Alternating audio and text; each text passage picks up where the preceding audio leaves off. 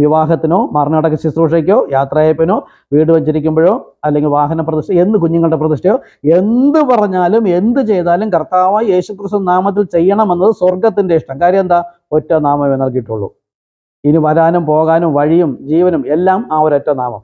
എന്നാൽ പിശാച് അന്നത്തെ മഹാപുരോഹിതന്മാർ, അപ്പോസ്തലർ 4-ാമത്തെ അധ്യായം വായിച്ചു നോക്കുക. മഹാപുരോഹിതന്മാരും പടനായകരും ശാസ്ത്രിമാരും അവരെല്ലാവരും അവരെ കൂടിയിരിക്കുന്നു.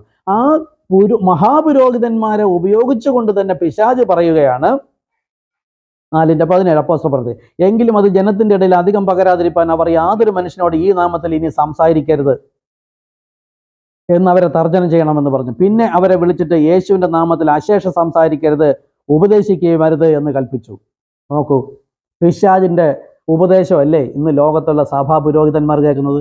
ഒന്നാമത്തെ സഭാകാലത്തിൽ മഹാപുരോഹിതന്മാരെ ഉപയോഗിച്ചുകൊണ്ട് പിശാച് സംസാരിച്ചപ്പോൾ ഇത് പുരോഹിതനല്ലേ, ദൈവത്താൽ നിയമിക്കപ്പെട്ടവരല്ലേ, അവരല്ലേ നാം കേൾക്കേണ്ടത് എന്ന് പരിജ്ഞാനമില്ലാത്ത ജനം, അന്നും ഇന്നും കോടിക്കണക്കിന് ജനം സ്നാനത്തിന് യേശുക്രിസ്തു നാമം ഉപയോഗിക്കില്ല, വിവാഹത്തിന് യേശുക്രിസ്തു നാമം ഉപയോഗിക്കില്ല, പ്രതിഷ്ഠയ്ക്ക് ഉപയോഗിക്കില്ല, മരണ അടക്ക ശുശ്രൂഷയ്ക്ക് ഉപയോഗിക്കില്ല, സ്നാനം അതുപോലെ ഒരു കാര്യത്തിനും ഉപയോഗിക്കില്ല. ഇവരെന്ത് പിന്നെ ഉപയോഗിക്കും? നാമം അല്ലാത്ത 3 വാക്കുകൾ. പിതാവ് നാമമല്ല, ഞാനൊരു പിതാവ്, കേൾക്കുന്നത് നിങ്ങളും പിതാവ്, ഞാൻ പുത്രൻ നിങ്ങളും പുത്രനാണ്. അപ്പം പിതാവിനൊരു നാമമുണ്ട്, പുത്രനൊരു നാമമുണ്ട്, പരിശുദ്ധാത്മാവിനൊരു നാമമുണ്ട്. അതാണ് കർത്താവായ യേശുക്രിസ്തു.